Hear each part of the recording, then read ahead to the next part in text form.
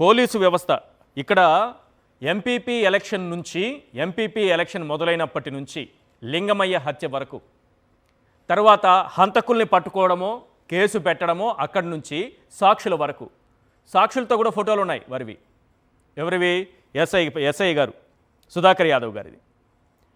మరి ఆ వ్యక్తి జగన్ గుర్తు పెట్టుకొని వార్నింగ్ ఇస్తున్నారు.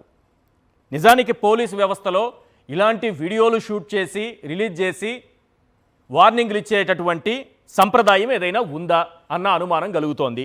పోనీ ఈయనపైన వస్తున్నటువంటి ఆరోపణలు వాస్తవం అవునా కాదా, అంత నిజాయితీ పరుడేనా, లేకపోతే వైఎస్ఆర్సీపీ ఉద్దేశపూర్వకంగా ఆయన పైన ఏమన్నా బురద జల్లేటటువంటి ప్రయత్నం చేస్తోందా? తోపుదుర్తి గారు కూడా ఉన్నారు, వారు కూడా ఏమైనా అనవసరమైనటువంటి ఆరోపణలు ఆయన పైన ఏమన్నా చేస్తున్నారా? ఎస్ నాగన్న గారు మీరే చెప్పాలి. రైట్, ఏంటి ఈ రామగిరి ఎస్ఐ సుధాకర్ యాదవ్ అత్యంత నిజాయితీ పరుడైనటువంటి పోలీస్ అధికారా, లేకపోతే వైఎస్ఆర్సీపీ ఉద్దేశపూర్వకంగా ఆయన పైన ఏమన్నా బురద జల్లుతోందా?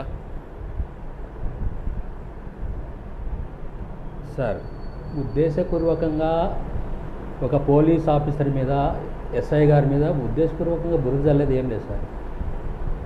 తెలుగుదేశానికి అక్కడ లోకల్ ఎమ్మెల్యే గారికి ఆయన కొమ్ము కాస్తున్నారు సార్. ఒక కురువ లింగమయ్య, నేను ఒక కురువ సామాజిక వర్గానికి సంబంధించిన అడ్వకేట్ సార్. నాది కనగానపల్లి మండలము. నేను అక్కడి నుంచే వచ్చినాను, ఫ్యాక్షన్ చూసినాను, ఫ్యాక్షన్ వ్యతిరేకంగా పోరాడినాను. అయితే చనిపోయిండేది కురువలింగమయ్య ఒక బీసీ సామాజిక వర్గానికి సంబంధించిన వాడు, వెనుకబడిన వర్గానికి సంబంధించిన వాడు. ఆయన కనీసం వార్డు మెంబర్ కూడా కాదు సార్, ఒక కూలి పని చేసుకునే అతని వ్యక్తి. ఆయన్ని చంపితే అత్యంత దారుణంగా స్టిక్ తీసుకొని చంపితే మీరు కేసు పెట్టిండేది ఏం సార్? ఏం పెట్టారు మీరు? ఎఫ్ఐఆర్ నమోదు చేసింది ఏం సార్? ఎఫ్ఐఆర్లో ఎన్ని లోపాలు ఉన్నాయి తెలుసా? 13 లోపాలు ఉన్నాయి, ఇంకా ఉన్నాయి. నేను 15 రోజులు కష్టపడి మేము ఇదంతా తయారు చేసినాం. మీరు పోలీస్ ఆఫీసరు, ఎవరికి మీరు గౌరవంగా మీరు ప్రతిజ్ఞ చేసి ధైర్యంగా పక్షపాతం లేకోకుండా ఉండాలని ప్రమాణం చేసి మీరు పోలీసు ఉద్యోగంలోకి వచ్చినారు. మీరు ఎట్లా ఉండాలా?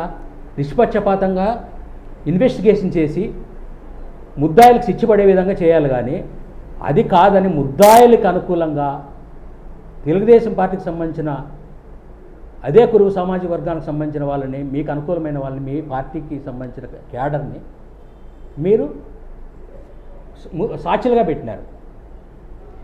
అబ్బాయి వాళ్ళ నాయన సరిపోతే ఏం చేసినారు? ఎఫ్ఐఆర్ అడిగితే ఎఫ్ఐఆర్ ఇలా సెక్షన్ 173 క్లాస్ 2 బిఎన్ఎస్ యాక్ట్ ప్రకారం, సెక్షన్ 173(2) క్లాస్ 2 బిఎన్ఎస్ ప్రకారము మీరు ఖచ్చితంగా అతను అడిగిన సమాచారం ఇవ్వాల్సిన బాధ్యత పోలీసులకు ఉంది. మీరు ఎందుకు ఇవ్వలేదు చెప్పగలరా?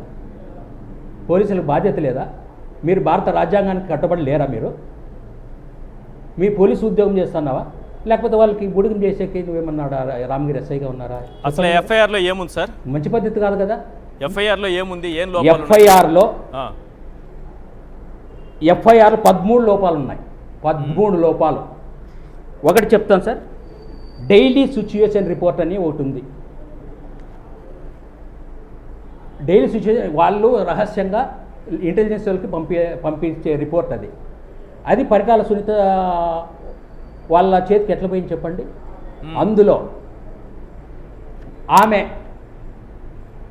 మజ్జిగ రామాంజనమ్మ, కురుబ రామాంజనమ్మ కంప్లైంట్ తీసుకుంది.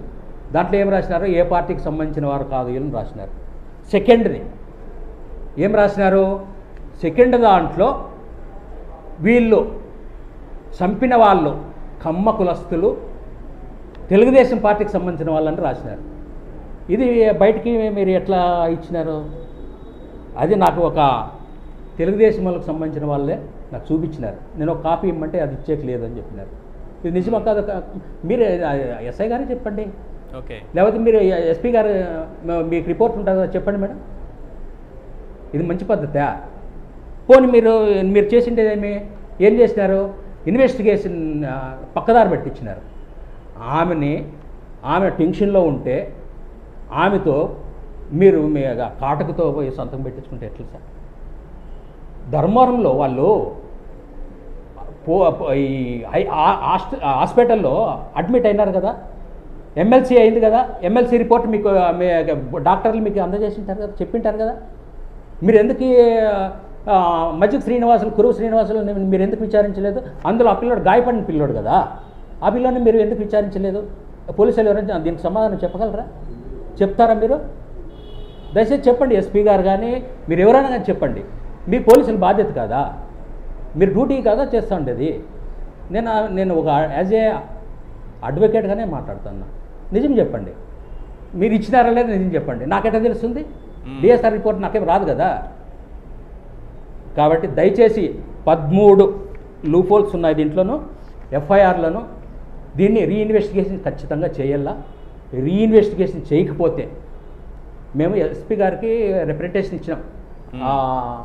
ఆ బాధితుల తరఫున మజ్జిగ రామాంజనమ్మ, కురవ రామాంజనమ్మ, కురవ శ్రీనివాసులు, నేను పోయి ఎస్పీ గారికి పెనగొండ డిఎస్పీ ఆఫీస్లో మేము రిప్రజెంటేషన్ ఇచ్చినాము. ఇవన్నీ లూపోల్స్ ఉన్నాయి మేడం, మీరు ఖచ్చితంగా మీరు దీని మీద చర్య తీసుకోండి, రీఇన్వెస్టిగేషన్ చేయండి. ఆ పిల్లోనికి, ఆ కుటుంబానికి, బాధిత కుటుంబానికి అన్యాయం చేయొద్దండి మేడం. మీరు ఏమన్నా అనుకొని చట్టపరంగా వ్యవహరించండి అని మేము రిక్వెస్ట్ చేసినాము. మేడం కూడా ఎస్పీ గారు మొదటి నుంచి సుధాకర్ యాదవ్ గారి వ్యవహార శైలి ఎలా ఉంది చెప్పండి. చూస్తాము, ఖచ్చితంగా వెయిట్ చేస్తాము. ఈ సుధాకర్ యాదవ్ గారి వ్యవహార శైలి గురించి చెప్పండి. చట్టపరంగా మేము ఏం చేయాలో అది చేస్తాం.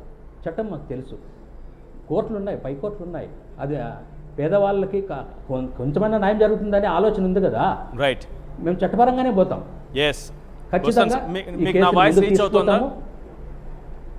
ఖచ్చితంగా కేసుని ముందుకు తీసుకుపోతాము. మీకు ఏమన్నా ఉంటే ఇంకా భవిష్యత్తులో ఈ కేసుకు సంబంధించి ఇంకా లూపోల్స్ ఉన్నాయి. ఇప్పటికైనా డీజీపీ గారు, ఎస్పీ గారు, డిఐజీ గారు మీరందరూ విచారించి ఆ సుధాకర్ యాదవ్ మీద వెంటనే చర్య తీసుకోండి.